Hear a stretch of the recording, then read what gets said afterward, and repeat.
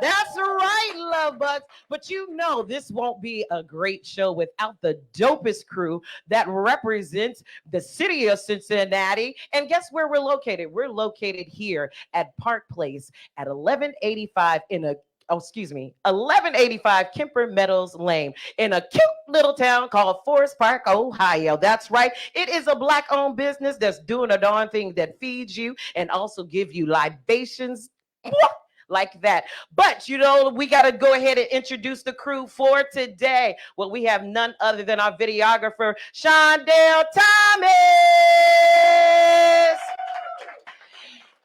And our boss that keeps me on time some of the time, but she also tells you we outside is none other than DJ Nikki Sway. Yay! And we have a couple of people that are not here. We have always DJ Sean Solomon. And then on our sick and shut-in list is none other than our fake DeBarge, none other than Brian Swan. Get well, my brother. We wish you were here with us. But this audience is pretty live and vivacious here. Give it up for the Love Bug audience that is here in the building at Park Place.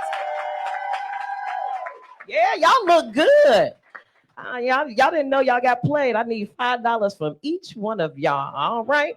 But I know y'all didn't come in to listen to me. You came to actually listen to what we're going to talk about. And it's called What the What? Exactly what that is, where we're focusing on Project 2025.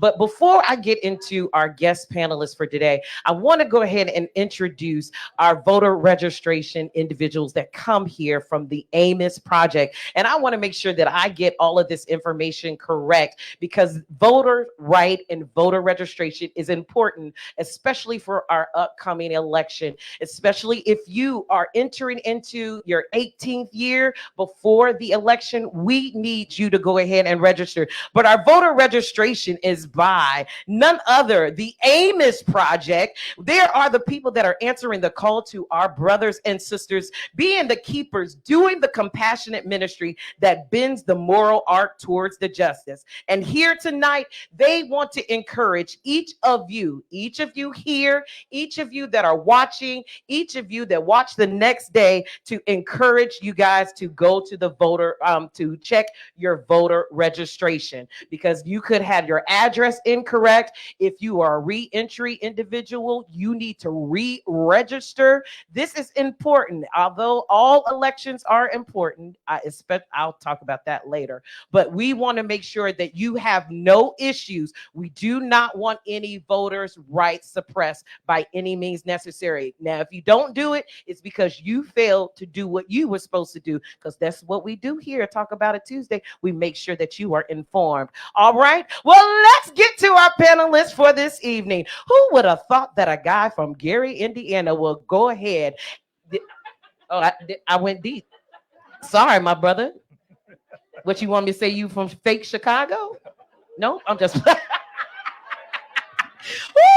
Oh, you guys, it's all about laughter. But who would have thought a guy from Gary, Indiana would go ahead and excel to Hampton University and become a Bearcat, earning his law degree and becoming a retired judge at the young age of what?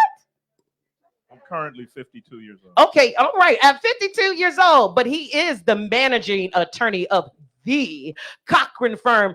Ladies and gentlemen, boys and girls, put your hands together for Fannon A. Rucker. Oh, is that all y'all got for Fannon? That's what I'm talking about. Hey, brother, so glad to have you. How are you? Absolutely wonderful. It's so good to see you. And it's so good to see so many people out interested and engaged in what we know is going to be an impactful election. So thank you all for being here. You all look beautiful. I appreciate it. I appreciate you guys being here as well. But I want to go ahead and let's go ahead and get this conversation first before we do a deep dive into this Project 2025.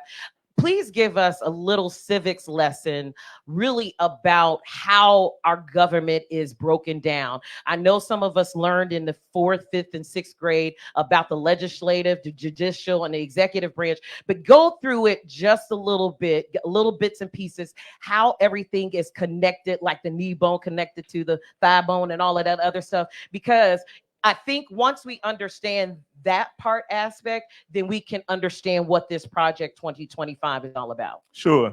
Well, again, Kisa, thank you for the invitation to speak tonight. You know, all of us who are in this room remember what 5th grade, 6th grade, where we were informed not only about the 13th, 14th, and 15th false information about those amendments, but we were also advised about the 3 branches of government and how they were interspersed and how they worked together and sometimes didn't work together. We know that there's a L, which is the legislative branch, the E, which is the executive branch, and my favorite, which is the J, the judicial branch. The legislative branch is the one that passes the laws. They pass the laws. The judicial branch is the one that interprets the laws. They don't enforce the law, they interpret the law. And then the executive branch is the one that kind of proposes stuff to put it all together. So when we talk about federal government, the executive branch obviously is the president and his or her cabinet. The legislative branch is Congress. It's the senators. It's the ones who we write and talk to when they come to our communities every time they run for office and ask for our vote, because we don't usually see them in church. And then the judicial branch, at least in the federal. Come on. No, tell the truth. The judicial branch, of course, are the ones who have lifetime appointments in the federal system, which means those Supreme Court justices. And we know that there's some effort right now to change so that they have terms and even to expand the number of individuals on that court. But that's only 9 folks. There are just judges, lifetime appointments in every single state. There are 13 judicial districts, each of them with 20 and 30 judges across each of the states. And those are lifetime appointments. And they are appointed by the executive office, confirmed by the Senate. So when people say, I don't want to vote because I don't care who's passing laws, or I don't care who's the one who's making speeches and going across the world, they don't understand that that person also is exercising their power by placing people in positions who are deciding whether or not those laws that are being passed by the legislative offices are actually proper and how they actually are meted out by the different levels of government. So remember, legislative passes the laws, judicial interprets, arguably enforces, but the executive is the one that proposes and the one that pulls it all together. And I appreciate you giving that example. Explaining that, because I think sometimes we fail to vote in our primary elections because we feel that they're not as important as a presidential election. Equally are important, but I think once you said the legislation is the one that what? They're the ones that write and pass the law. They're writing the laws for us. And they're having long-term, sometimes jeopardy on our lives, but then also giving us a different aspect for us to be better. So that's why I want all of us to pay attention, even in the primaries. No matter how little you may think it could affect not only what we are in right now, but even for those that are coming behind us in that. So as we move forward to this Project 2025, I want to make sure we put out this disclaimer. This information is purely about being informative and for you to make your own decision. It is our opinion, it is our thoughts, but you have to study thyself approved, because it is important. You have to do a deep dive in this 900-page document, dissertation, however you want to call it, because it will affect you if it goes into action. Remember, some of these individuals, as we're going to talk about, have written and contributed to some of this confusion, because I know at one point in time, we thought it was a conspiracy theory. When you saw it on social media, you saw this thing, get about the 2025, until you saw some of the names that are attached to it. This is reason why I asked for Fannon to talk about the importance of the legislation. So let's go ahead. What did this Project 2025 come about, and who actually developed this asinine type of thing? I'm sorry. I'm sorry. Remember, All right. this is the opinion of this. Please don't call a cease and desist on me. I ain't got no money. I ain't got nothing else. I can pray for you. That's about it. But go ahead. All right. So let me just, if I could, let me just preface what I'm going to say tonight with a couple of additional disclaimers. First of all, my biography was given a little bit. Yes, I used to be a young dude. I'm a dude from Gary, Indiana. Was born and raised. Went to Hampton University. It was while I was in college that I saw Rodney King being assaulted by police officers, and that's what decided for me my life path of being a lawyer. That's what helped me to decide not only I want to be a lawyer, but I wanted to be someone who understood and advocated for people's constitutional and civil rights. I came to UC Cincinnati because they were recruiting at black colleges. And it was while I was at Cincinnati in law school that I really got a better and deeper understanding of the impact of how powerful the position of those folks who wear the robes and hold the gavels, because the decisions that they make don't just affect the people in those cases. They affect everybody around them and around those jurisdictions, even if they have nothing to do with the names on the cases themselves. I was a prosecutor. I was a civil rights lawyer. In 2004, I ran for county prosecutor. You can do it again. In 2007, You can do it again. I was 35 years old, and I was appointed judge by the governor. 35 years old, and I sat there for 13 years until I retired about 4.5 years ago. And so now I am the managing attorney of the Cochran Law Firm, 513-381-4878. And I ain't mad. Cause I ain't gonna lie, I was about to call. I called you the other day, like, player. I got some things going on. Go ahead and keep plugging it. But just make sure I get 10%. But let me. But I went to law school because I love to engage, and because it wasn't just for me about the individual battle. It was about how can we make the system better collectively. And not only am I the managing attorney, I get into a lot of fights with public entities and with adjusters and things like that, but I'm also the executive director of the Holloman Center for Social Justice at the Urban League, where I help to engage with communities and police departments to help to make sure we don't have critical incidences like we have been seeing around the country. And there have fortunately been none around here because we, I would argue, have been active and proactive in our engagement. Politically, I never intended to be involved in politics. So this is not a political speech tonight. This is not about a partisan position. This is truly, from my perspective, just about enlightenment. As a judge, I didn't take sides. I just gave information and decisions. And that's really what I'm trying to do tonight. What this is one person's commentaries on some parts of Project 2025. It's a general explanation. I'll do this near the end of the general explanation of the difference between Project 2025 and Agenda 47. Why? Because President Trump, or former President Trump, has disavowed Project 2025. And they're saying, don't listen to 2025. We don't know nothing about it. We don't agree with it.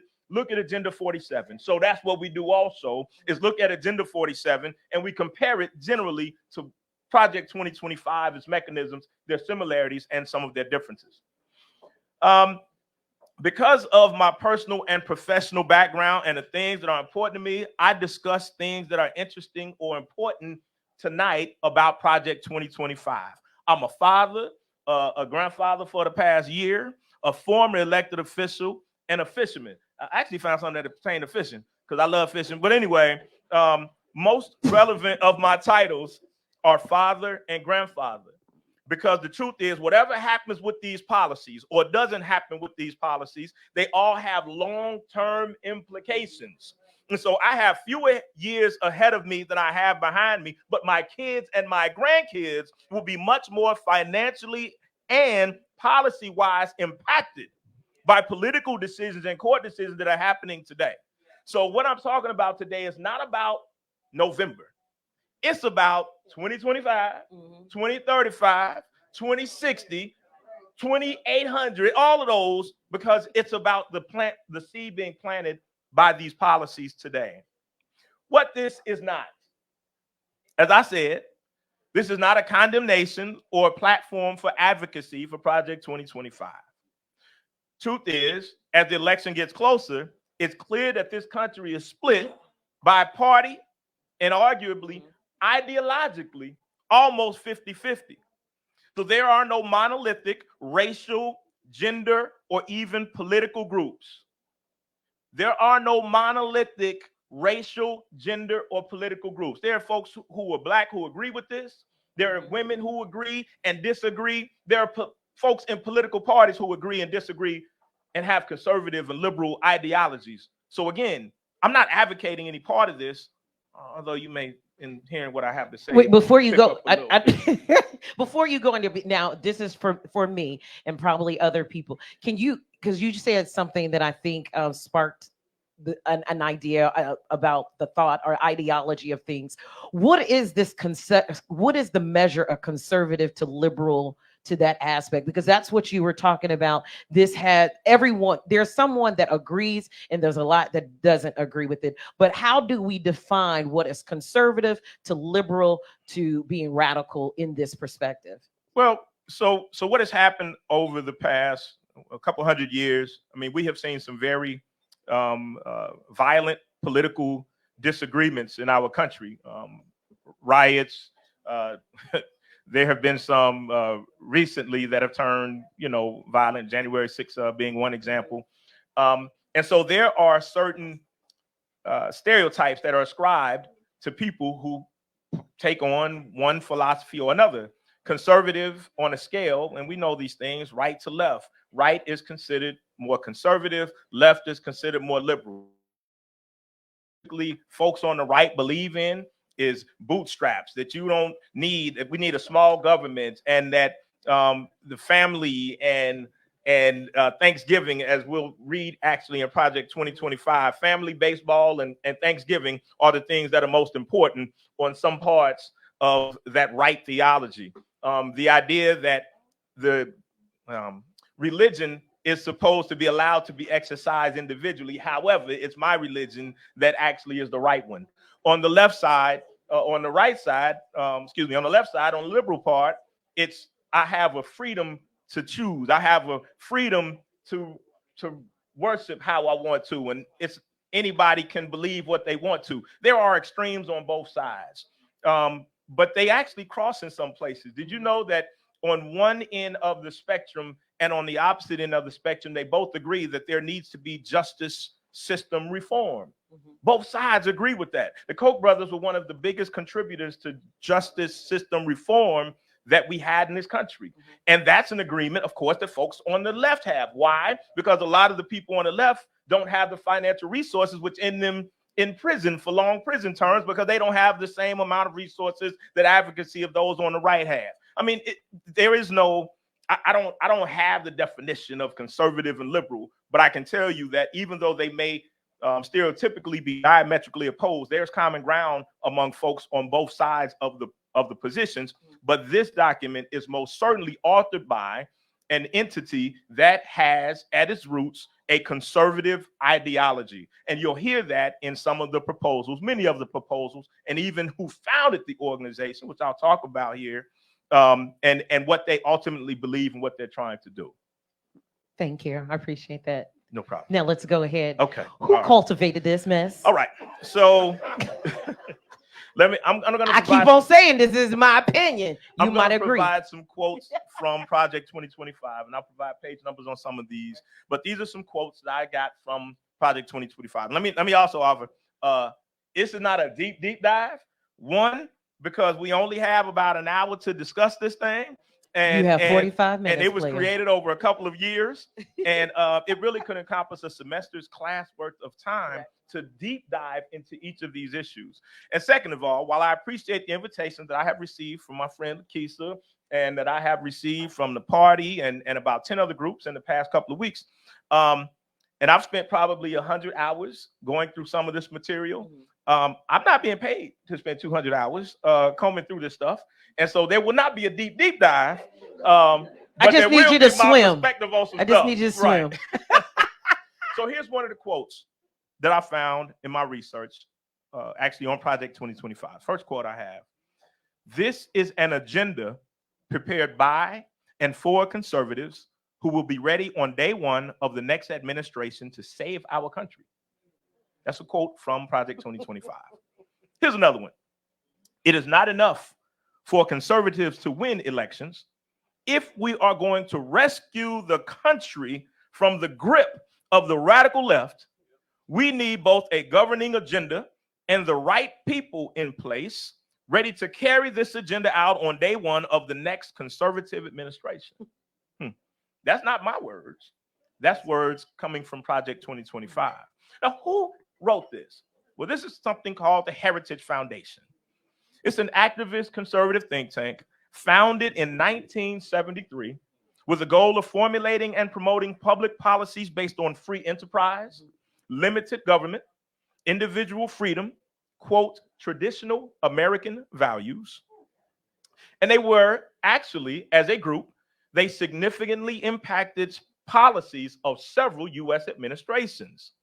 Now, they were founded during the Nixon administration. There were three founders: Paul Weyrich, Edwin Follner, and somebody y'all may have heard of named Joseph Coors. I thought she was asking me a question. All right, Paul Weyrich, he was an American religious conservative political activist and commentator associated with the New Right movement here in this country. He's the person who is known for the phrase moral majority, which was the group that was co-founded with Jerry Falwell. Weyrich founded America's Voice Network. He's known as one of the architects of the religious right. He was a huge believer in states' rights, marriage, anti-communism, and a strong opposer of the left. Now, some of that is just fluff. It's language. He believed in states' rights and marriage and anti-communism. Well, so as a lawyer who practices and who has practiced civil rights and constitutional law, I can tell you that in the 1800s, one of the big things that we talked about was states' rights, that the federal government was an evil entity. And those who ran the government were called radical Republicans. And those who ran in the South, who believed in states' rights and slavery, were the Democrats. Now, we ain't gonna get into a long discussion about the fact that Abraham Lincoln was Republican and Frederick Douglass was, because Republicans in 1800 are not the Republicans today, and the Democrats back then, not the Democrats today. They don't let folks on the radio and talk their craziness. The reason it was called the Radical Revolution in 1868 after the Civil War was because the radical left-leaning Republicans were the ones who believed that the federal government should override states' rights, and that those folks who were in the South who had, left the country and started a war because they formed their own constitution, which believed in slavery, were the right-leaning, the right conservative Democrats. There was a person from Ohio who ran as a Southern Bourbon Democrat. So they used to be the conservatives, and the Republicans were the radicals, were the liberals.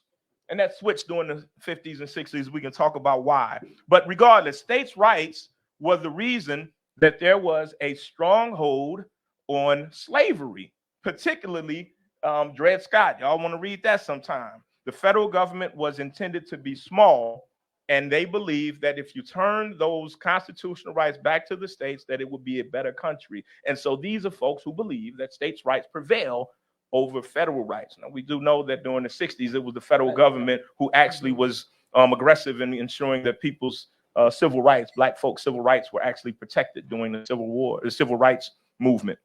Second of all, this is a quote from Weyrich. And I'm sorry, interesting, this Weyrich guy had a right-hand man by the name of Laszlo Paszfur, P-A-S-Z-F-O-R. Look these folks up. Paszfur was a leader in something called the Arrow Cross Party. It was a group that was aligned with and had worked with the Third Reich. One of the quotes from Weyrich: "How many of our Christians have what I call the Google syndrome, good government? They want everybody to vote. I don't want everybody to vote. Elections are not won by a majority of people.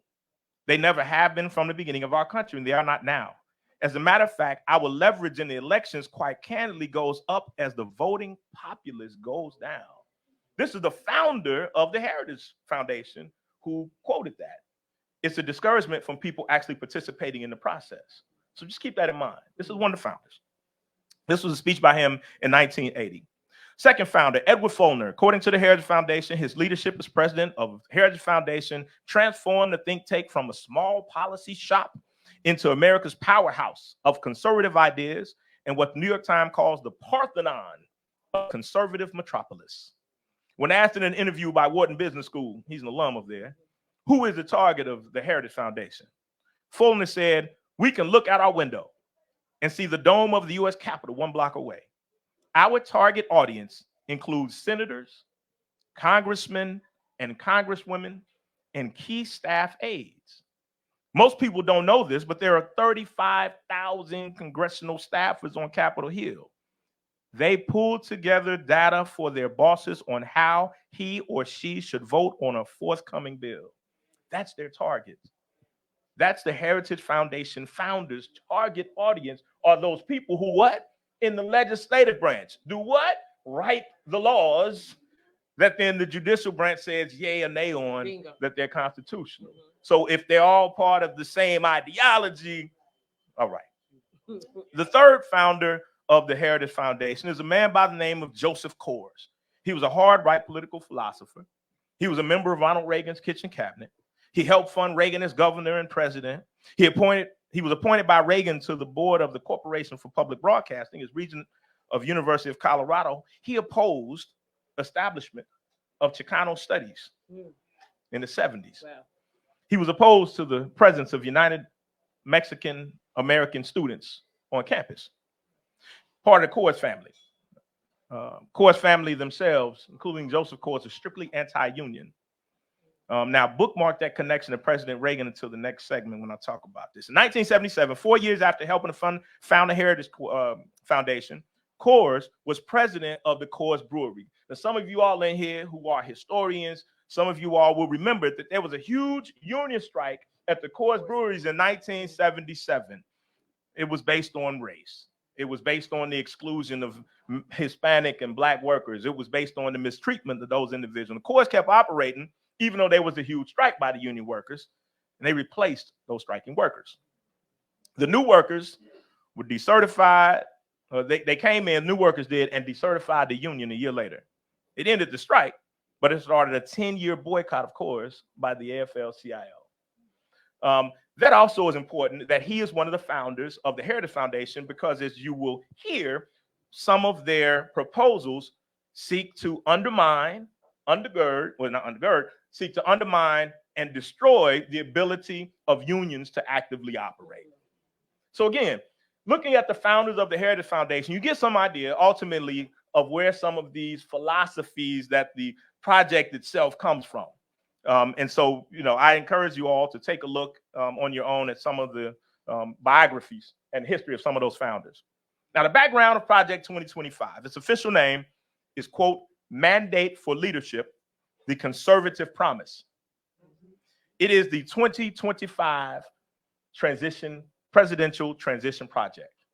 That is what it is. That is what it's called. That is their name for it. Now, this particular one, we're talking about it in August of 2024. It was actually published in 2023. This is not new. The legacy is that the first one was published in 1981. Who was sworn in at that time?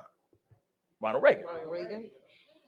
Now, after 1981, every 4 years, they put out a new mandate. Did y'all know that?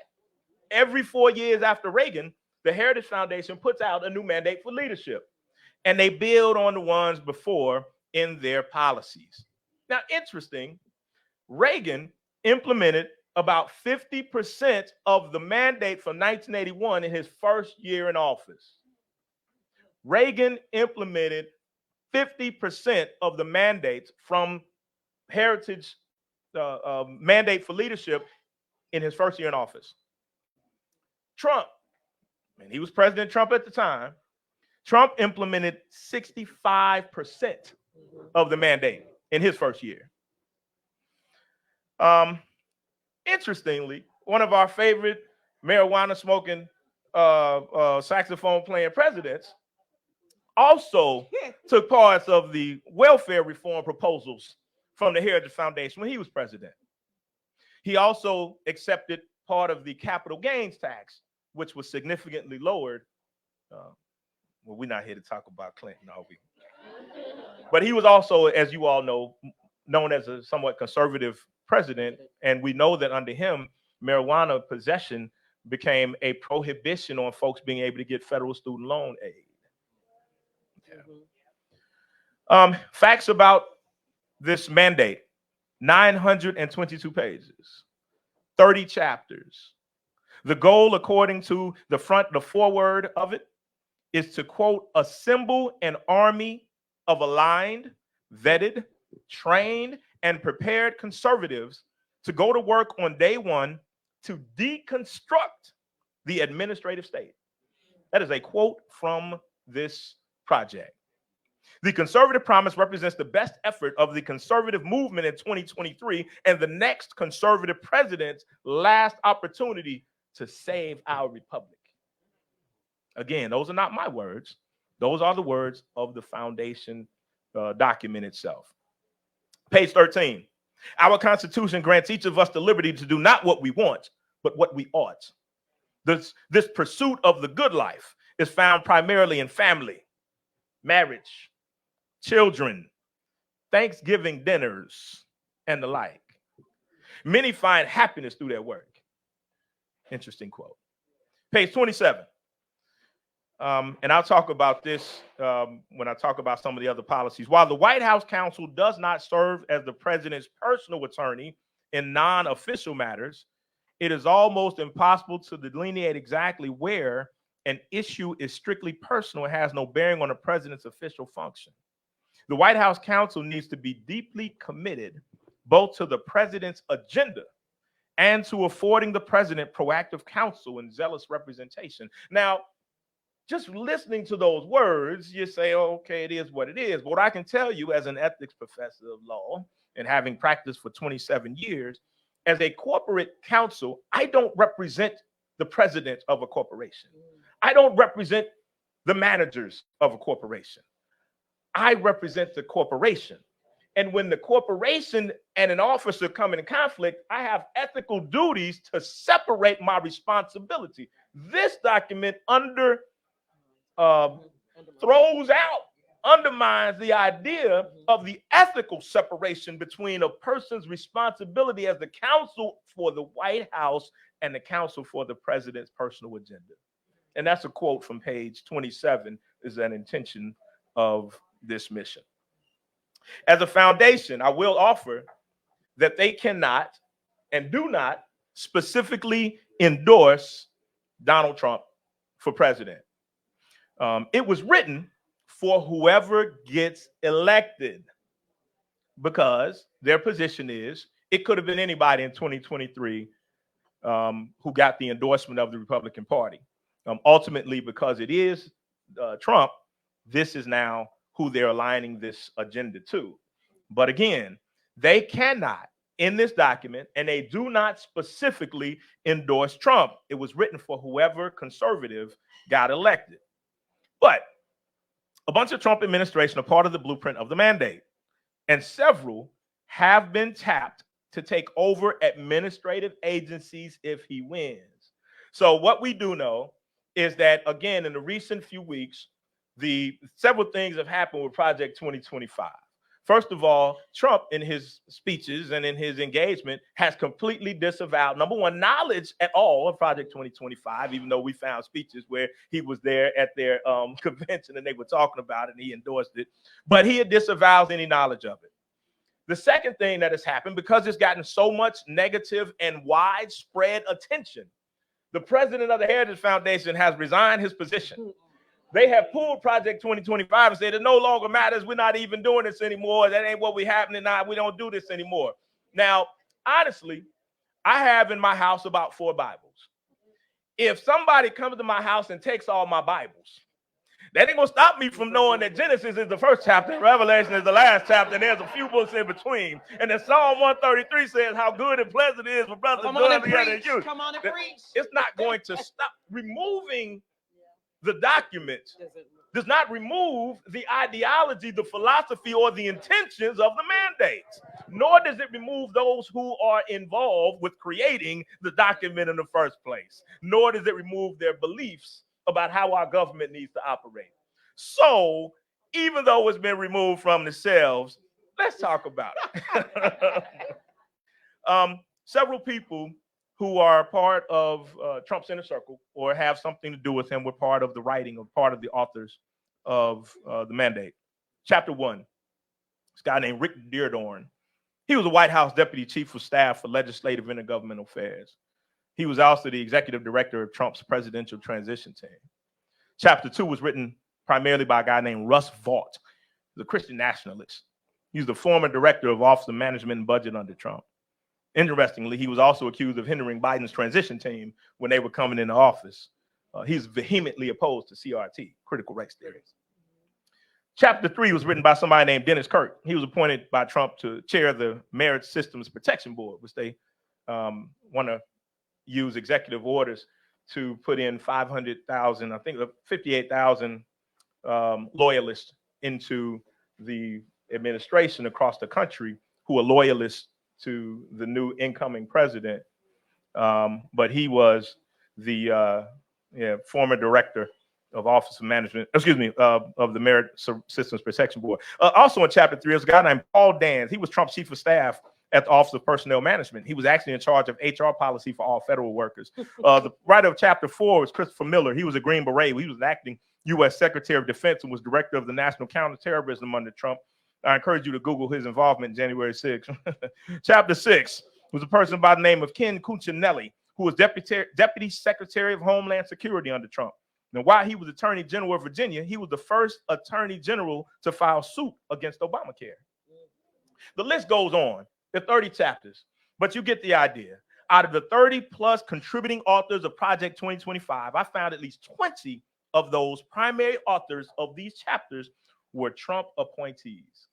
20 of the 30 at least. Now, I encourage you to look up some of them, especially a guy named William Pendley, Pendley. He was the author of the chapter of the Department of the Interior. Now, Pendley was the director of the Bureau of Land Management under Trump. He was one of several high-ranking Trump officials who were never confirmed by the Senate. Let me repeat that for those who didn't hear it. Pendley was the director of the Bureau of Land Management under Trump.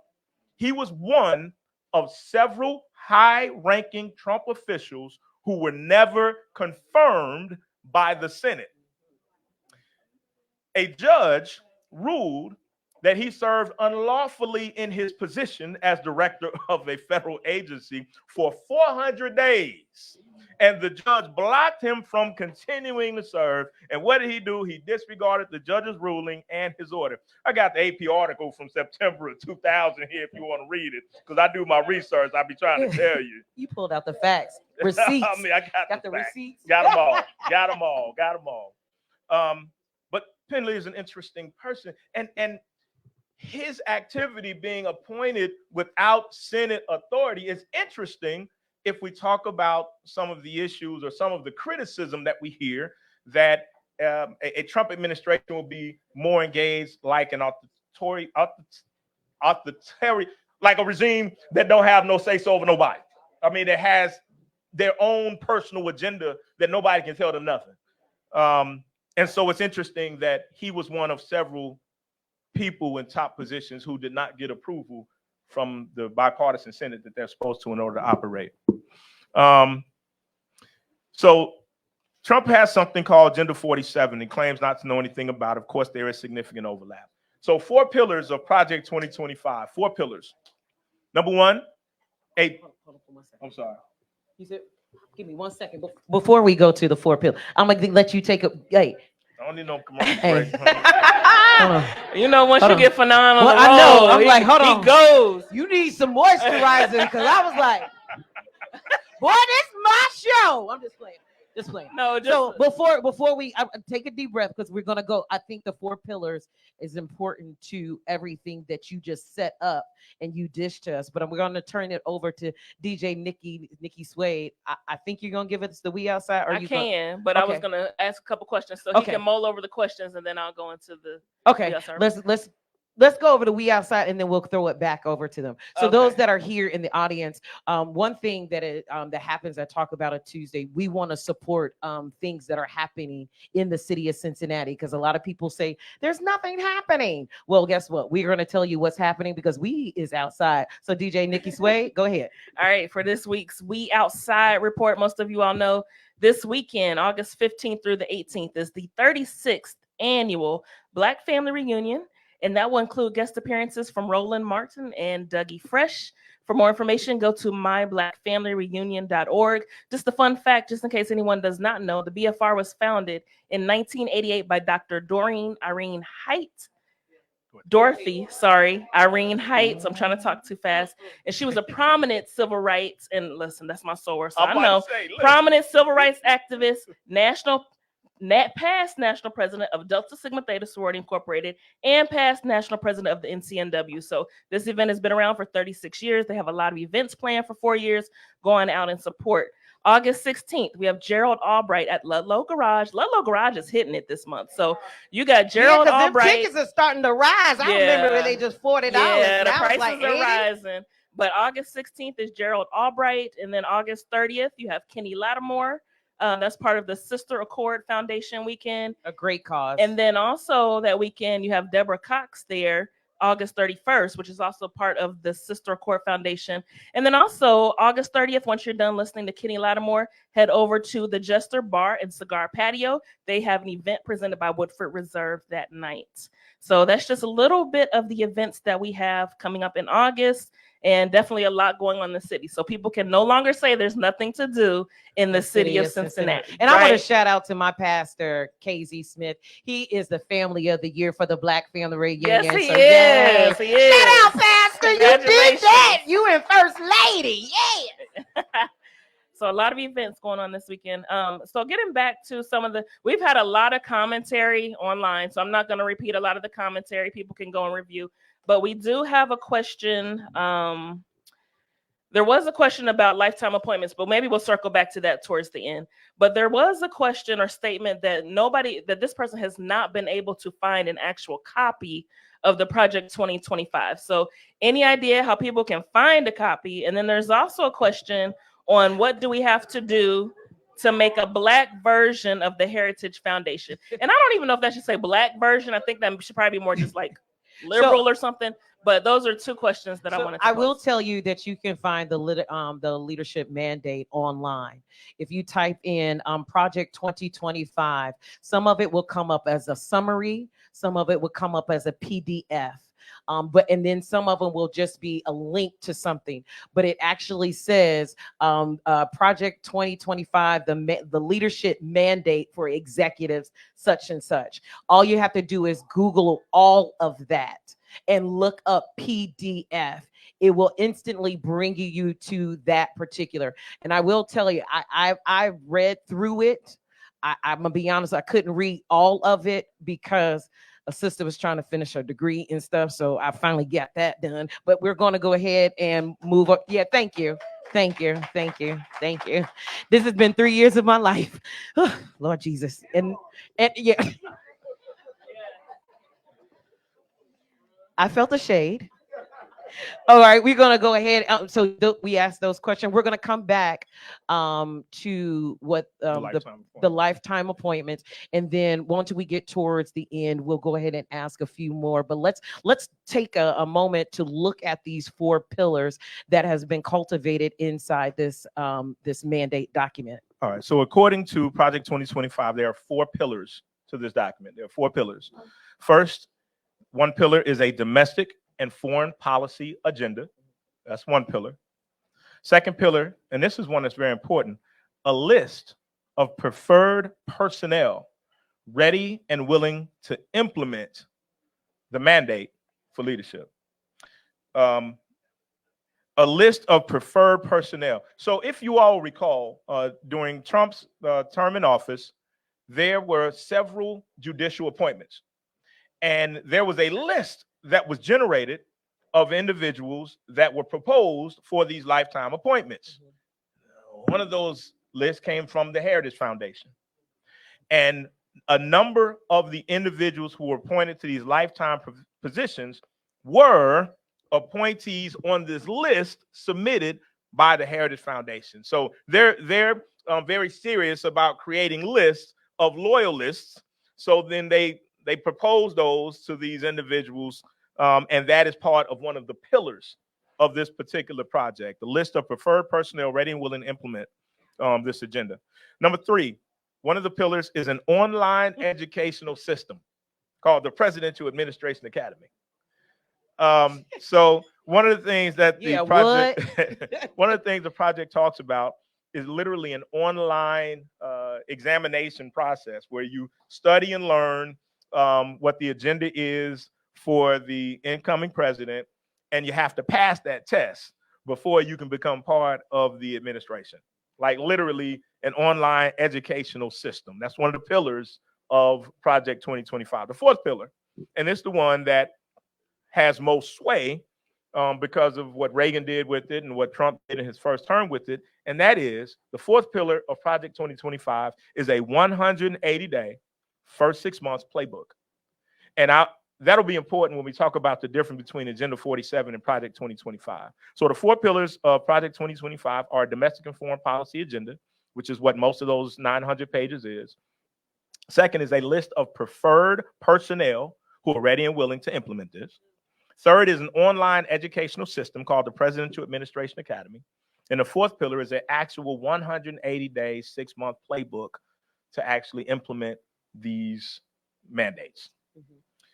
Pillar summary. One of them proposes replacing many of the nonpartisan career civil servants who serve in government with political appointees who are ideologically aligned with the president.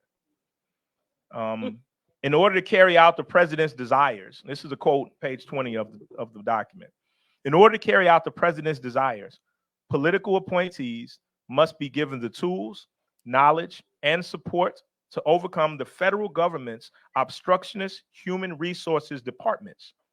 More fundamentally, the new administration must fill its ranks with political appointees. Very deliberate, very intentional. Now, how are they proposing to do that? An executive order that would put political appointees into identified positions, as many as 54,000 across the country. Now, why is that relevant? Well, what we do know is that every time there's a presidential election or in states, there's a gubernatorial election, there are waves of people who quit or who come in, they get fired. Most of those people are the heads of these departments, but then there are also mid-level people who are nonpartisan, who are there to carry out the needs and the interests of the department or the organization or the committee itself. This proposes getting rid of all of those folks and putting all political appointees in all of those positions, not just as department heads, but also middle managers and lower level as much as possible. Replacing the nonpartisan way that we expect and hope our government will actually run to being a totally partisan, totalitarian government. I mean, literally, because anyone who would get in there would have to go through the agenda, the political presidential examination, and would have to pass that test in order to be part of one of those 54,000 loyalists who would get an appointment to one of these positions. Some of the proposals of Project 2025. It proposes abolishing the Department of Education, Homeland Security, National Oceanographic and Atmospheric Administration. Now, some of these proposed ending of some of these departments reveals the resistance to work and with the goals of these agencies, particularly eliminating federal involvement in education. We talked about that states' rights piece. So what they propose is by eliminating the Department of Education is by turning all education issues to the states. Now, I'm gonna get there in a second, but Agenda 47 also proposes education being an issue, just like a lot of other issues, being decided state by state, as opposed to by federal mandate or federal commission. The Department of Education is one of those they feel has been completely made irrelevant. and therefore it should go away, and each state then have their own ability to dictate their educational standards. Now, this would also include supporting and encouraging taxpayer-funded private and religious schools. Taxpayer-funded private and religious schools. Now, what we do know is Ohio is one of those states where this part of this agenda has been in place for some period of time, where public dollars fund private schools. And so they're talking about this as a national agenda, not just in certain states. Now, by getting rid of the National Oceanographic and Atmospheric Administration, you know, it's no secret that there are many who believe that climate change is not for real, that the icebergs up north are not melting, that the seas are not rising, that the tornadoes and hurricanes are not more severe than they were when I was growing up in Gary. But then there are those of us who believe that science says otherwise.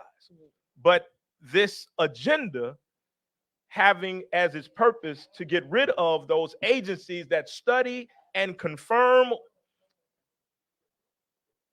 that information, we get rid of them because they're not in line with the ideas of those who wrote this document. Now, regarding the Department of Education, with or without an education department, this is a quote. The president of the foundation writes in the foreword, "The agenda of the next administration should promote educational opportunities outside the woke-dominated system of public schools and universities, including trade schools, apprenticeship programs, and student loan alternatives that fund students' dreams instead of Marxist academics." We know that there's a significant amount of opposition to some of the teachings on college campuses. And again, these proposals reflect that resistance and that disdain for that. This document proposes completely rejecting, as we know, transgender rights and gender identity. And again, as I said in the beginning, this is not intended to advocate for nor condemn Project 2025. I'm just trying to shed light on what they're proposing and things that are interesting, that may be interesting to you all as it is to me. It proposes completely rejecting transgender rights and gender identity, which we also know Agenda 47 also seeks to do, including banning transgender from serving in military, prohibiting school educators from referring to students by anything other than their birth name and pronouns without parental permission, and ensuring that no federal funds are used to provide gender-affirming care. You may agree or disagree with their proposal. With regard to DEI and LGBTQ, what y'all think? It eliminates completely DEI programs in all aspects of government. Now remember, part of these chapters were written by people who were over the Department of Human Resources, over all of the federal workers in the federal government. And these are the ones who are recommending how this is to be done and what is to be done with regard to policies in our federal government. It eliminates DEI programs. And that shouldn't be a shock to anybody in here because of what we hear and what we have heard, and really the hostility to the idea of teaching anything about diversity, equity, and inclusion, and even some states making it illegal to teach in college campuses. This document actually encourages the criminal prosecution of all state and local governments, institutions of higher ed, corporations, and any other private employers with DEI or affirmative action programs. Let me repeat that for y'all who didn't hear it. Project 2025 actually encourages the criminal prosecution of all state and local governments, institutions of higher education, corporations, and any other private employers with DEI or affirmative action programs. It advocates that the government maintain a biblically based, social science reinforced definition of marriage and family. It proposes an end to same-sex marriage, removing protections on the basis of sexual or gender identity, and completely eliminating DEI from any federal legislation. It would take several steps to restrict abortion. I won't go into details, but it certainly completely recommends defunding Planned Parenthood and directing the FDA to revoke approval of mifepristone.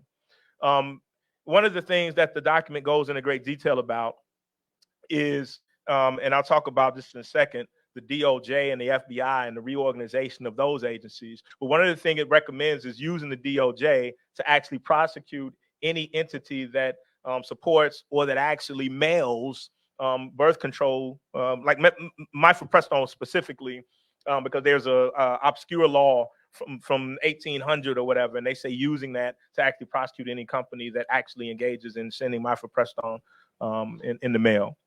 Of course, it bars critical race theory from being taught in federally funded schools and encourages legislation that would allow parents to sue schools that teach it. It bars critical race theory from being taught in federally funded schools and encourages legislation that would allow parents to sue schools that do teach it. It recommends changes to Title VII to prohibit the collection of EEO data on race and gender. Now, again, as a lawyer, I do personal injury right now, 5133. No, I'm joking. I do personal injury. But before Say that number again. Before I was a judge, I was an employment discrimination lawyer. I represented companies, but also sued companies. And there's two ways to prove discrimination when it comes to employment cases along age, race, gender, religion, ethnic origin. You can prove that somebody was directly discriminated against by a hostile work environment, saying some really dumb stuff, or you can prove that a policy in a company has a disparate or disparate impact on a particular race. So what has been required in Title VII is the keeping of data along racial and gender lines with regard to the policies in companies. Like, they're required to keep that data. This document proposes removing or amending Title VII to remove the ability to collect that data. Why?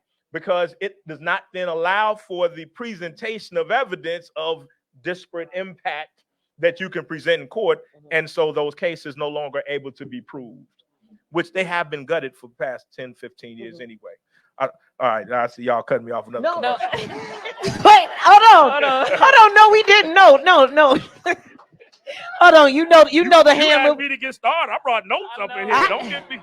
I ain't trying to be in your class. I tell you that. We're not. No, because we're not trying to cut you off, and we love you, and we know you can go all day. But we do know we have a large audience here, and there may be some that have some questions. So if you have a few final points you wanted to get out, and then we're going to open it up for some questions for you. Okay? All right, a few final points in my 9 pages left. All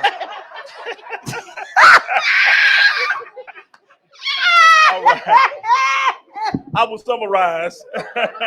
Summarize this summary. Project 2025 recommends dismantling workers' rights to organize through unions. The government will no longer allow to be investigate schools for signs of disparate impacts of disciplinary measures based on race or ethnicity. They would eliminate Head Start and cut funding for free school meals. Student loan relief would be over. One of the quotes: the Biden administration has mercilessly pillaged the student loan portfolio for crass political purposes without regard to the needs of current taxpayers or future students. It's gone. The FBI director would answer directly to the president, would require a total overhaul of the Department of Justice and the FBI to get rid of, quote, radical left ideologies and focus more on violent crime and going after, it's a quote, anti-white discrimination. That's page 554. Again, I didn't make this stuff up. Encourages the enforcement of the death penalty. Chapter 17 identifies several scandals. You y'all told me to wrap this up. Well, I tell you what. I told you it was an hour show, man. I tell you what.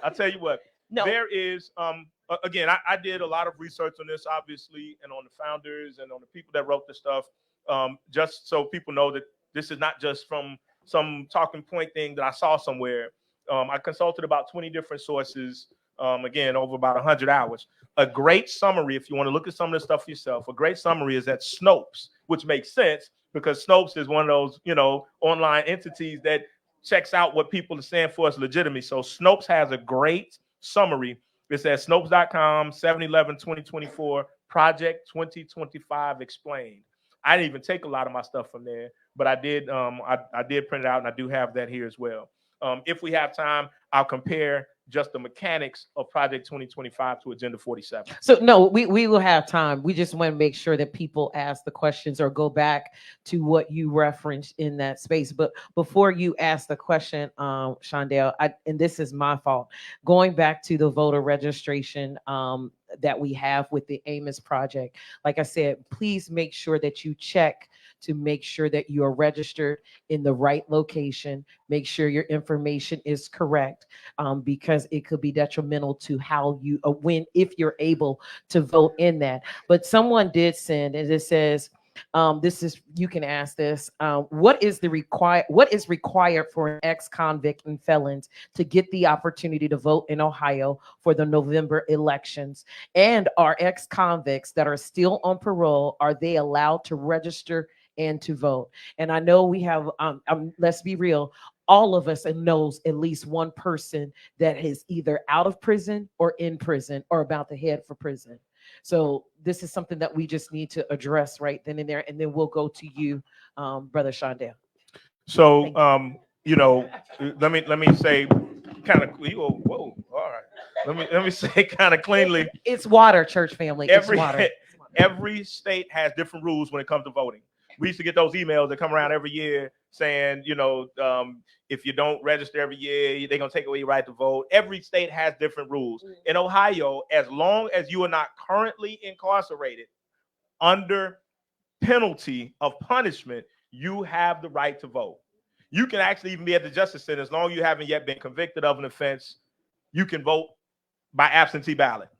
In Ohio, anyone can vote who is not currently incarcerated, but you do, and they've been doing a purge here.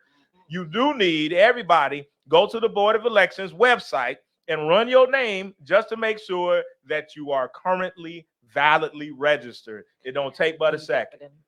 And I will actually, DJ Nikki Swade is dropping the link in there as well. Thank you to our organizer director, none other than Pastor Leslie Jones, for being here and bringing your group here as important to it. Go ahead, Doc. You sure? Oh, you throwing shade I might today? forget my question again. No, just so I just wanted I don't want us to forget. Like, I want to go back. You had mentioned that there are some laws that's still in effect from the 1800s, right? Mm-hmm. And you also mentioned that if something like this goes into law or takes into effect, this is centuries that it can affect, right? Mm-hmm. So I want to talk about the dismantling or how to combat what could possibly happen, right? Or ways to do it. I mean, just to reiterate the importance of fighting for it. Yeah. So understand what Project 2025 is.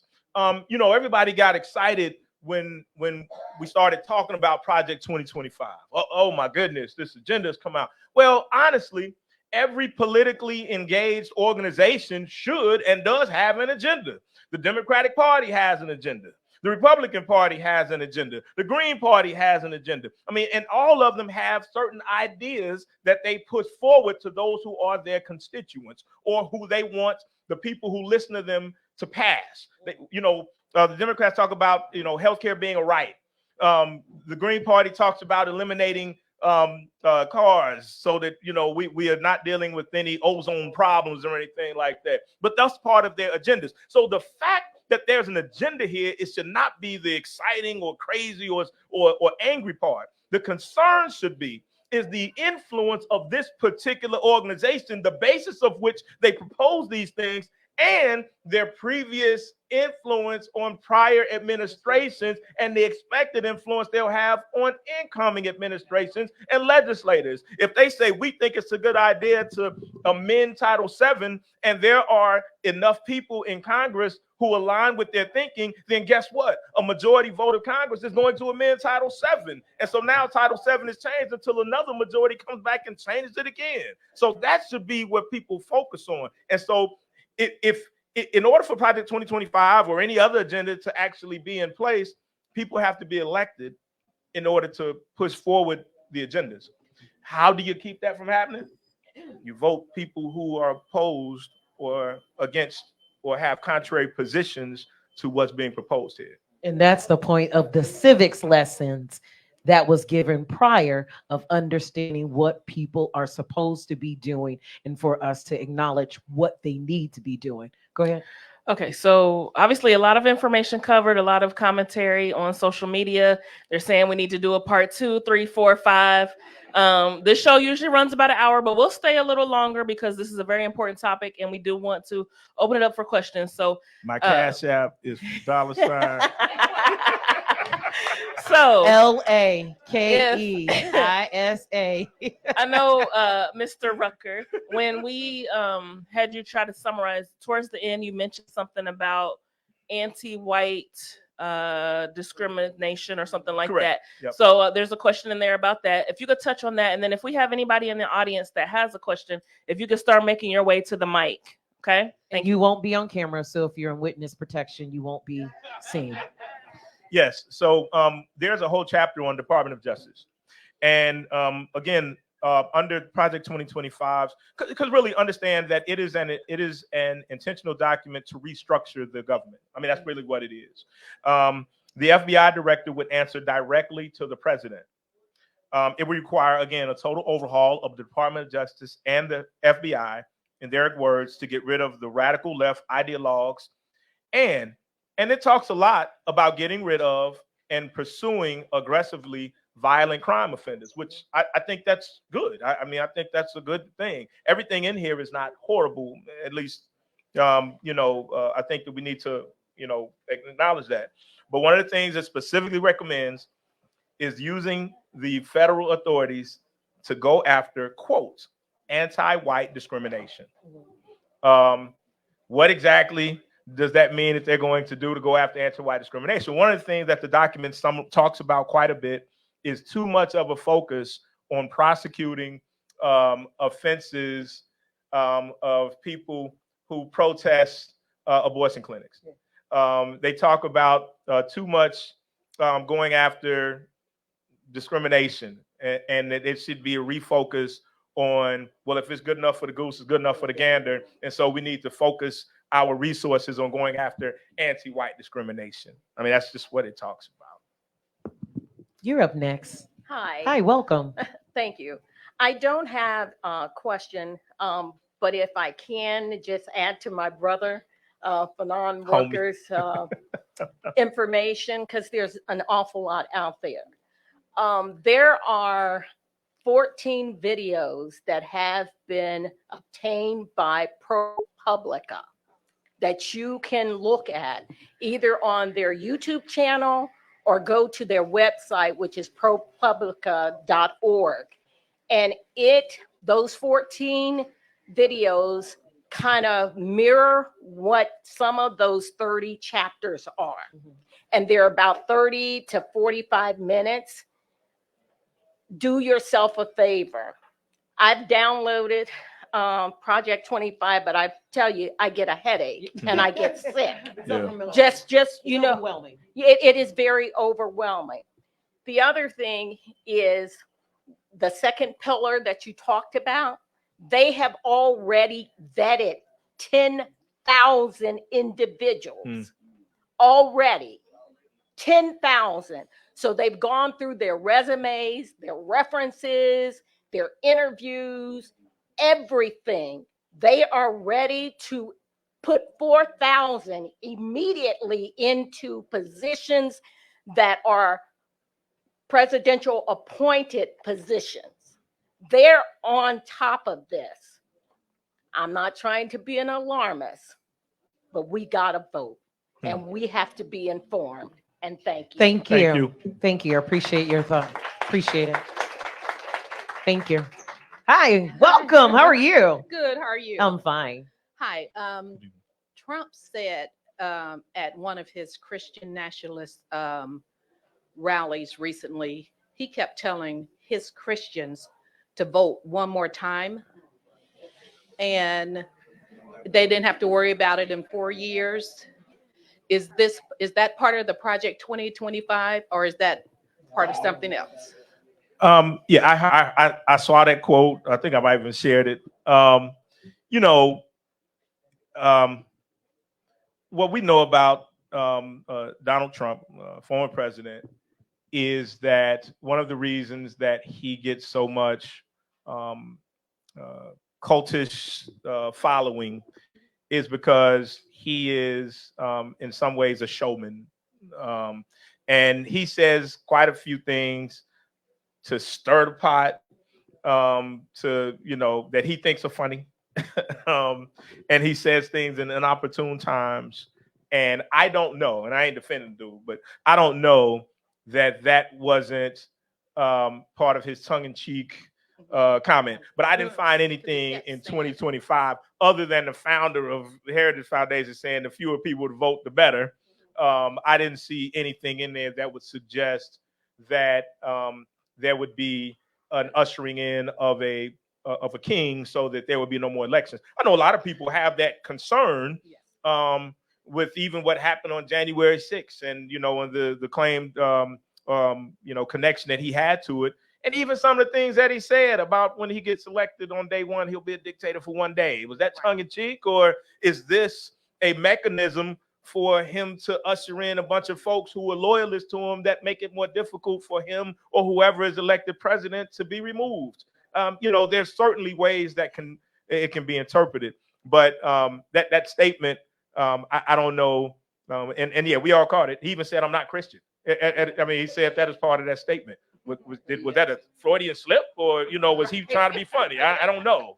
But no, I haven't found anything in here that would be in line with the idea that it would eliminate the process or eliminate voting altogether. Thank you. Appreciate you being here. Thank you. Hi, how are you?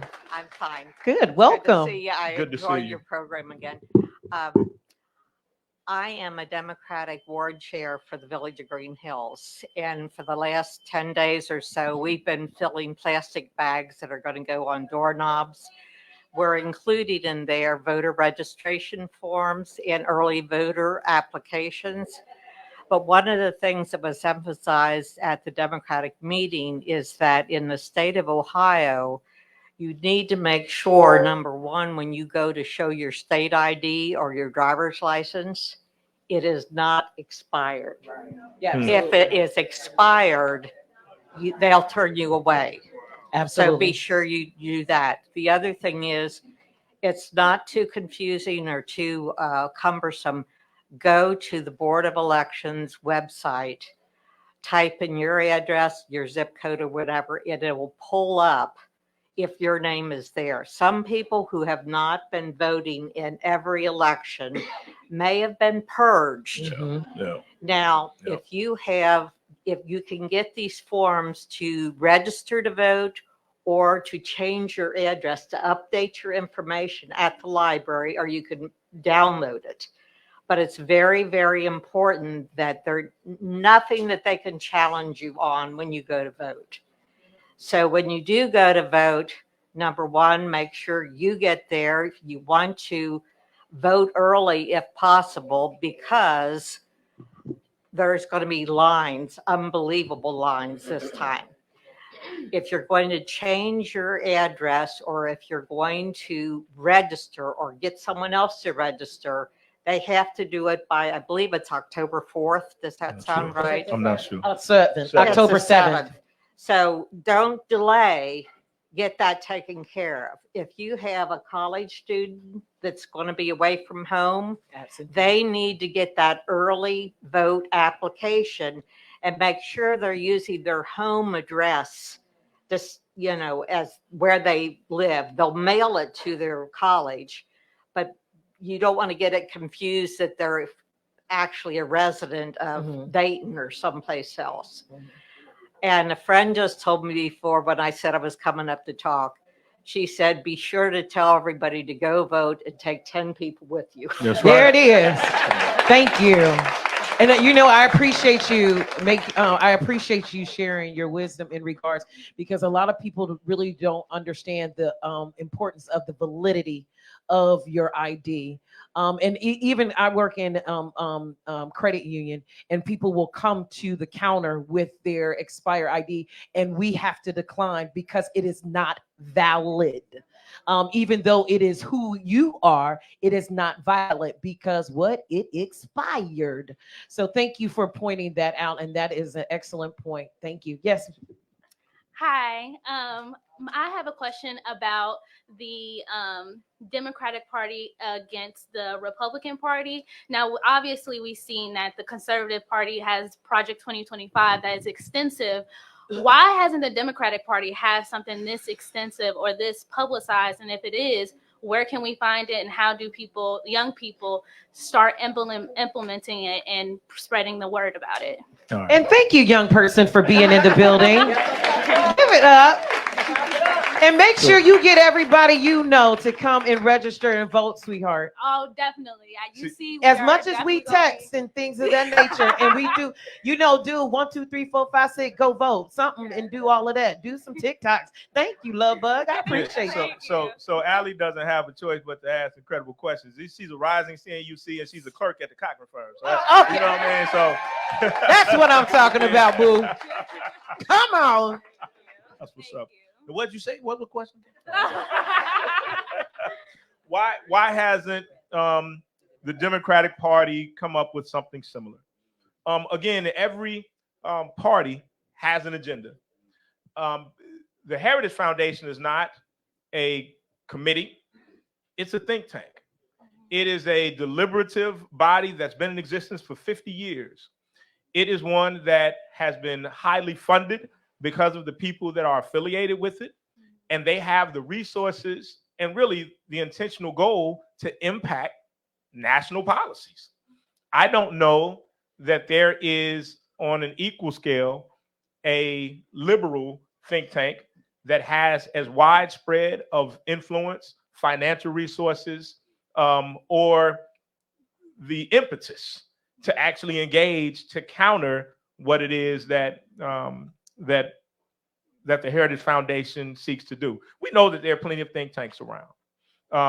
It's just that the Heritage Foundation is one of the more active and, again, well-funded ones. And many of their members have served in presidential leadership roles, not presidential, but as presidential appointees over the past 30 and 40 years. And that helps to add to their influence. My history in politics, particularly around here, was when I first ran for office. I'm from a city where the Democratic Party is probably 80% and the Republican Party is 20%. When I first ran in 2004, I was in a county that Republicans were 80% and the Democrats were 20%. So my father, who many know, was on the Supreme Court of Indiana for 19 years, and he had been in politics growing up and stuff. I went to my father when I was thinking about running for prosecutor, and it was a write-in race, all this thing. And I said, Dad, they want me to run. I'm 32 years old. I never run for office. I said, Dad, they want me to run. He said, all right. He was used to Gary politics and Chicago politics. He said, you go tell them to give you $50,000. You tell them to give you a campaign manager and headquarters, and then you'll think about running. I said, all right.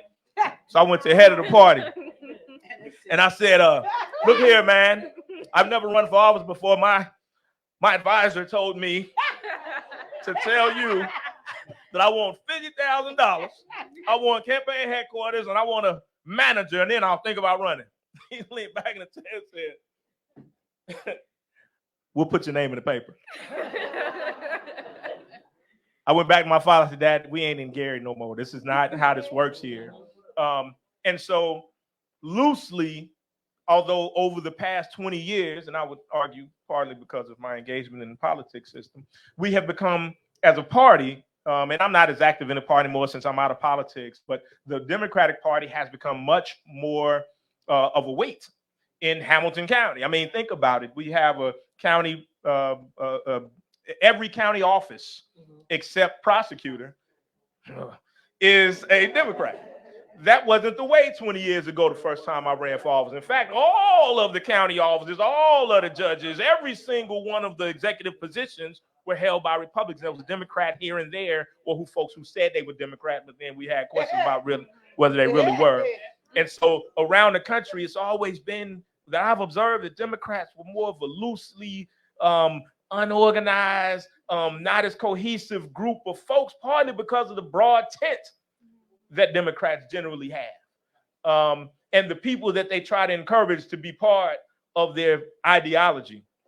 And it does not support an agency, a think tank like this, although check out Barack Obama's, because President Obama, when he stepped out of office, he did start an organization that is actually it was an extension of his campaigns, but it is actually influential in national politics. Thank you. See you Thank in a you. week. And young lady, we are counting on you. I know the world is on your shoulder right now, but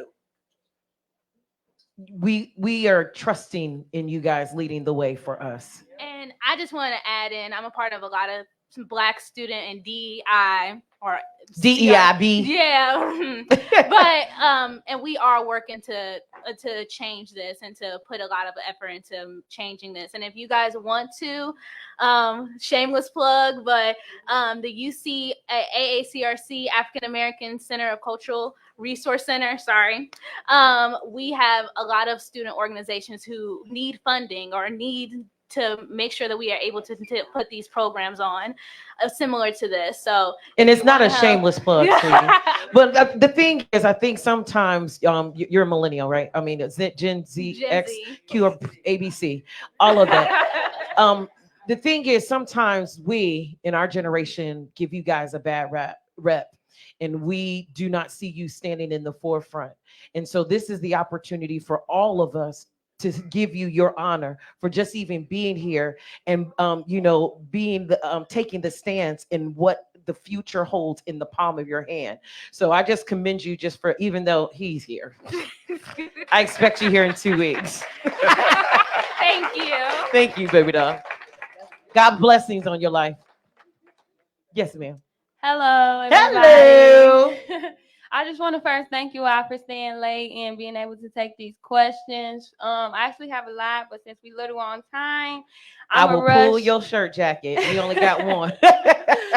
I'm rushing to ask these 2 questions. Okay. So after listening to a little bit, and I've obviously done research prior before coming here, one of my biggest questions and concerns that I have is, what does actually getting into these positions of power look like? I'm kind of tired of being on the outside saying yes or no. I want to be the one helping actually write and make these decisions. So it kind of leads into what you were just saying about how when you first start running, what does that look like for us to get into these positions of power? Amen. And another young person changing lives. Go ahead, sir. Real talk. First of all, it's about knowing who is actually in the positions that influence how we actually live. Is that the mayor? Is that the city council members? Is that the police chief? Is that the manager? It's knowing in your local community who it is. Because, I mean, nobody runs for governor the first election successfully. There's steps to this thing. And so it all starts on a base level. What I used to encourage folks to do was volunteer with the campaign if you've never engaged in a campaign before you decide to run for city council. When folks say, I got some great ideas and everybody tells me I'm good at what I do, okay, fine. Don't run for council that first day.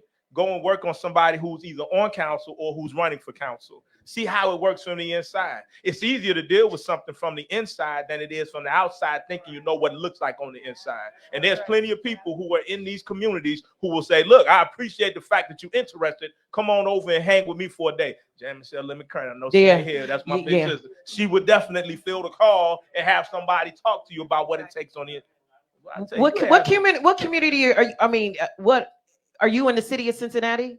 Yeah. Okay, so I will say, even to piggyback on you, each community has their community council. That is the first start that I will say. Get involved in your community first. And believe it or not, there is someone in here that is attached to some city council member from you just doing network. This is network time.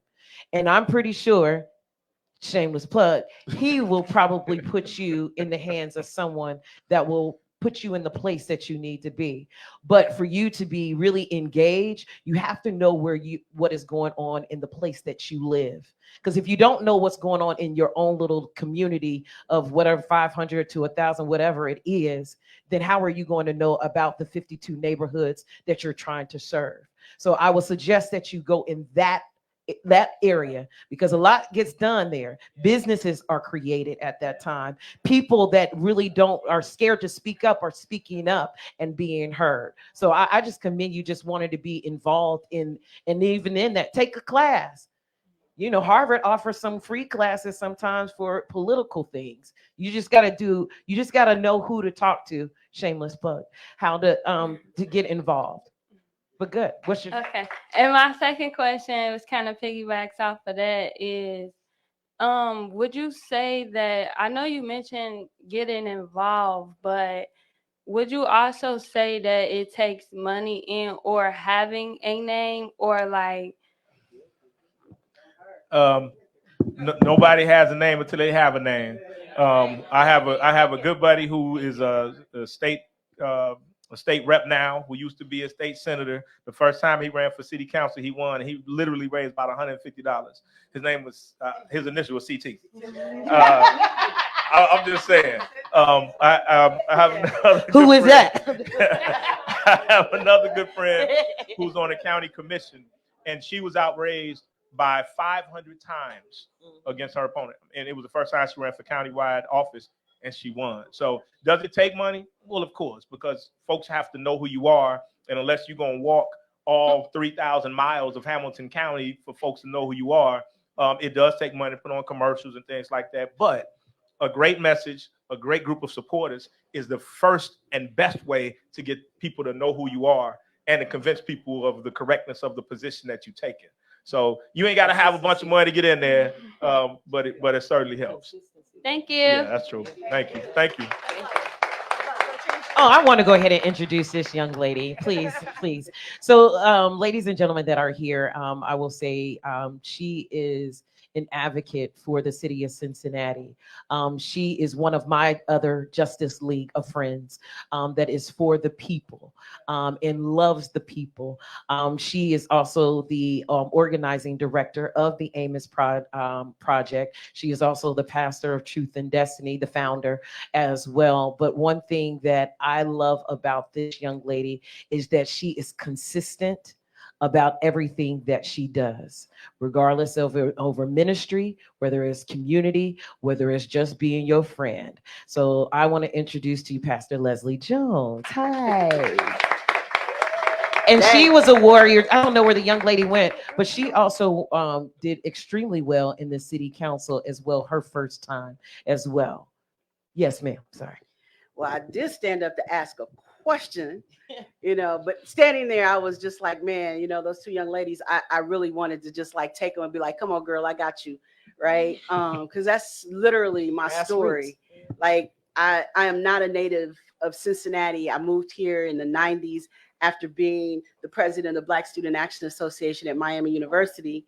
And Reverend Middleton and Senator Bill Bowen came and tapped me and said, you did some awesome work up there.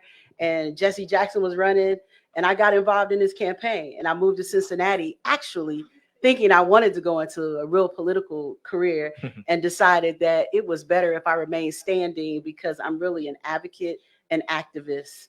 And I like to stir some up. So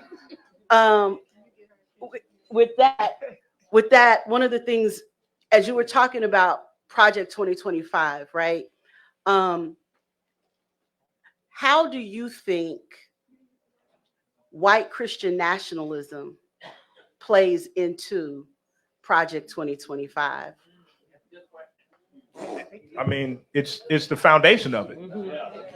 When it says, I just want us to talk about it because we church folk, and we don't talk about it. Yeah. No, it's. I mean, as we talk about the founders of the Heritage Foundation, one of the founders coined the term moral majority. Like philosophically, it's not only what is the basis of the Heritage Foundation, but in that 900 pages, you see when they're talking about getting rid of, one of the things they talk about that I didn't talk about was completely outlawing pornography. Now again, I ain't passing judgment on this stuff. I'm just pointing out what's in here. And it actually recommends, because it says that pornography is the basis for people ascribing to transgender philosophy.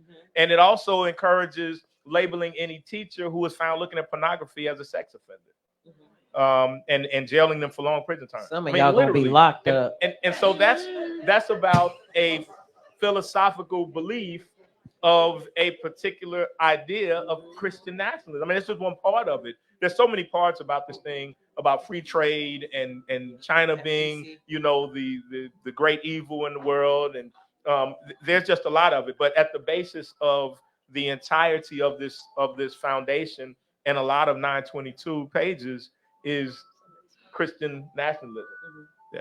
Thank you. Yes, ma'am. How are you? Hello, I am so good. Thank you so much for putting this on. This has been just heart-wrenching and wonderful at the same time. So hard to listen to, but thank you so much.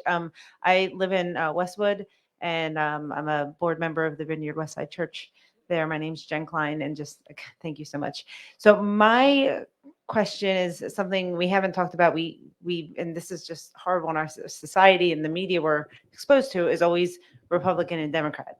And there are other parties out there. So what are your thoughts on those other parties and their involvement or not involvement in this Project 2025, or just your thoughts on those other parties in general? Thank you for your question.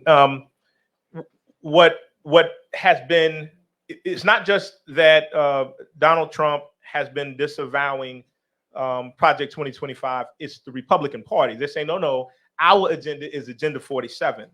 And truly what we're talking about is a conservative agenda.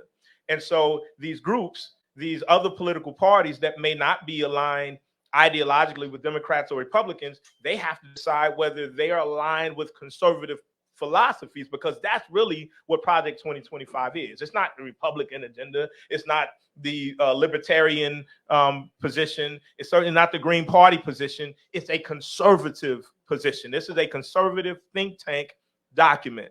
So the other parties, as many as there are, and they're, you see some ballots, there are 20 different parties with 20 different candidates running for president in some places.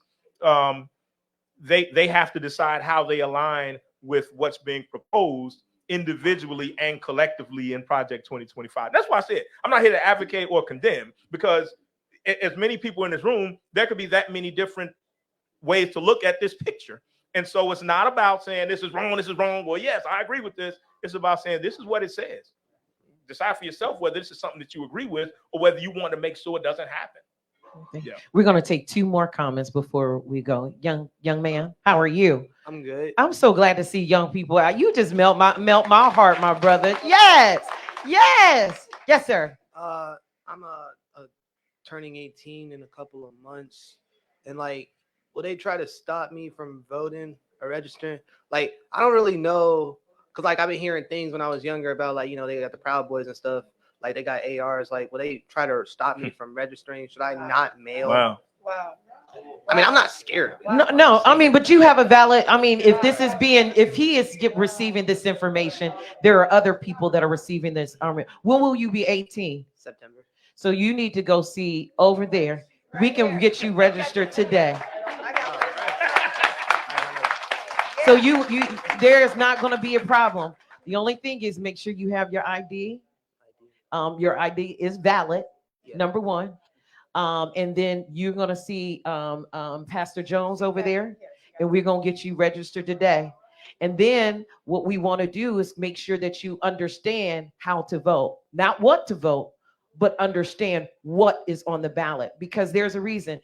And everybody has their own thoughts and process. There's Democrats, as they said, Democrat, Republicans, but there may be some things that vote yes, vote no. Voting for president, do you really vote for him? And I think that's what you have to be informed as your first time voting in one of the biggest elections that are up here on this thing. So talk to where's she? Okay, she's right there. He got. Oh, Don back there. Okay. But you will be safe. Okay. We got you covered. If not, call attorney Rucker. We got you. We got you. Don back there, wave your hand. Yes, ma'am. Hi, my name is Teresa Harper Kalazic, and I actually wanted to say a little bit more about voting. I am the district chair in Coleraine Township, and voting is looking for people to vote is all that we do all the time. I'm also affiliated with the Amos Project as well. So I want you to think differently about voting. I want you to think about it the same way you would think about planning a party.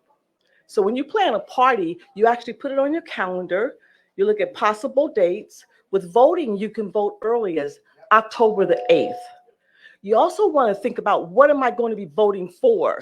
So you want to get a sample ballot. So you can go online to the Board of Election website and get a sample ballot. You can also think about, do I really want to go in person, or do I want to vote sitting and have a party at home? So you can think about inviting all your friends, your neighbors over. They all have their ballot mailed to their home because you can vote early in Ohio.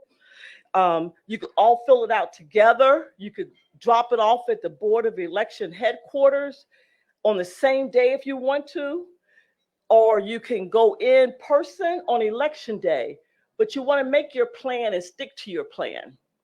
So that's what I want to put out there. And then also you want to make sure that you vote the entire ballot from the bottom up or the top down, because every single one of those candidates on that ballot is impacting your life. So we're talking about of course, Madam President. Oh, I said that, didn't I? And we're talking about the U.S. Senator. We're talking about state reps, your congressperson. We're talking about your judicial candidates. We're talking about all the county races. We're talking about the commissioner, the prosecutor, and the issues on the ballot. So vote the entire ballot, but plan it before you go. Just like you're planning a party, you wouldn't just figure out what am I going to do while I'm here. You actually know in advance exactly what you want to do and make it a party. Never go alone. Ever since I was a child, even before I could vote, I went with my family to vote. Every single time you bring your kids with you, make it a party and celebrate. And that's one thing that we do have to do. So vote. Thank you. Thank you. Brother Shondell. So real quick, and I commend that young man for getting up, and that is a real thing, especially if you've never voted before. And I see David Whitehead in our comments, and David is actually over election and political awareness for the NAACP, and there is protection in place typically at each voting site. So if somebody gets to a site and you're turned away or you're discouraged, look for that election protection shirt or look for some other type of election protection and reach out to them, and they will help you understand what your rights are. But don't let somebody just turn you away from voting and just give up. Make sure that is your right. As long as you are registered to vote and you have an ID, you should be able to vote, even if it's a provisional ballot. Try not to do the provisional ballot if you don't have to, but even if you have to do a provisional ballot, do not let people turn you away. So look for those election protection shirts or any other type of election protection personnel that's there. We're going to close out. Sir. I get to close out? No, but go ahead. Oh. So I don't think a lot of you understand what just happened this evening. A lot of us take for granted the presence that we have and the knowledge that fills certain rooms, right? There was something back in, I want to say, during the Great Depression. There was something called the resistance movement, right? Where people filled rooms to talk about certain issues that was going on. They created movements, right? There was something during the 50s to the 60s where people filled rooms to talk about issues that was impacting certain communities. What we all did this evening is we filled a room to talk about an issue. We educated ourselves. Now we can go out and we can talk about the certain issues. Fannon eloquently gave us facts. He gave us references that we can go back and talk about, right? So we can start talking about it, and we don't have to act like we know. We can send them to the source, right? Here's the other thing. We're in a technological age. This has been taped and recorded, right? This is on the internet forever. Oh man.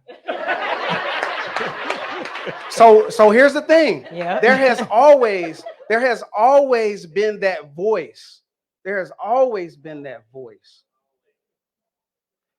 We just happen to be graced with a voice that man, like, so I want to thank you. I want to thank Fannon for coming. I want to thank Miss Kiki for this platform. Right? And I want to thank the Most High for giving me the knowledge and the know-how to use my technology and to empower the voices of the voiceless. Right? So let's not, this is on the internet. It's cyber. We can share this as a million times. If y'all don't share nothing on social media, you share this. Yeah. Thank you.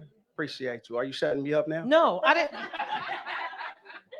No, I didn't see. I'm on my best behavior today. Okay. So I just want to say thank you. And I want to thank all of you all.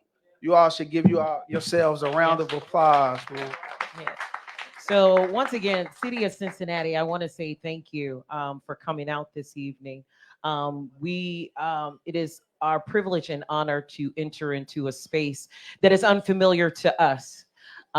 Because like I said, we discuss different things that pertain to the whole being of us as individuals. We're not taking any more. I'm sorry. God bless you, though.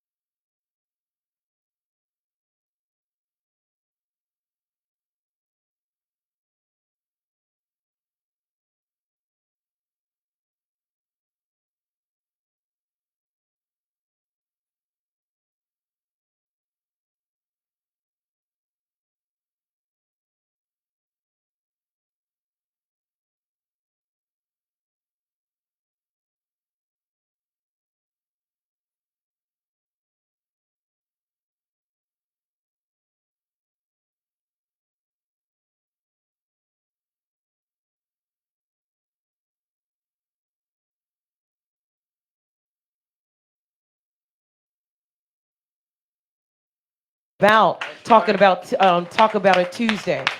We want to make sure we talk about issues that affect the African American community, but not only that, make you look at yourselves a little bit differently than what you walked into. So I appreciate it. I hope that you guys will join us again August 27th, Tuesday, August 27th. I believe that's the date where we're talking about life before and after. And there's a conversation basically about us preparing for life before we die and life after we die. So we're going to talk about estate planning, making sure you have life insurance, because a lot of people are now using GoFundMe accounts. Don't get me wrong. If you have to use it, God bless you, God keep you. But people really don't understand in using GoFundMe accounts that it takes out a large percentage of what you think you're going to get back. And we're doing a disservice of teaching our young people about how to survive with our Cash App. As like I said, I'm in financial institutions and I see it every single day that we're utilizing these resources where we can actually build generational wealth if we are educated in the spaces such as these. So I want to say thank y'all for kicking it with Miss Kiki and the TAC crew. And I just want to say 2 fingers, 1 love. I'm always out in the city of Cincinnati. Wait, oh, I forgot. Lord have mercy, Lord Jesus. Forgive her, Lord. Ooh, Holy Ghost, charge it to my head and not my heart.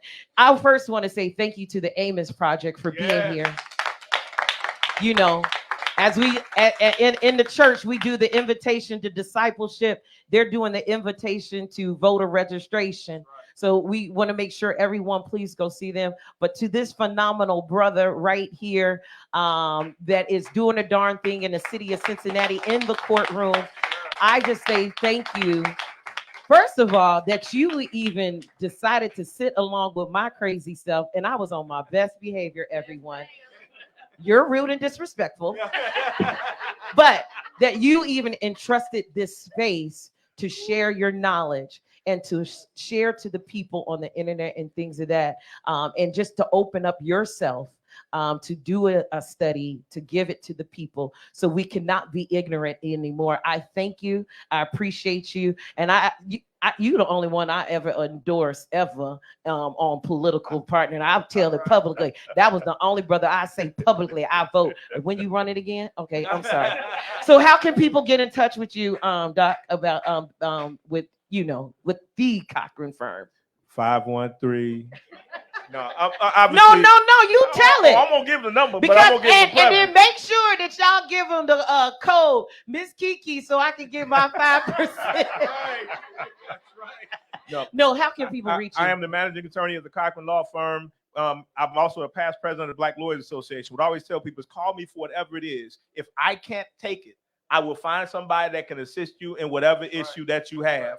513-381-4878. Or as the firm tells me to say, 513-381-HURT. I hate saying 381-HURT. That's just not cool. Like, it's just so corny. 381-4878. I'm on Instagram. Obviously, I'm on Facebook. I'm on LinkedIn. Rucker at CochranOhio.com. CochranOhio.com. Wait, but we as old people, we were like, what's the last phone numbers?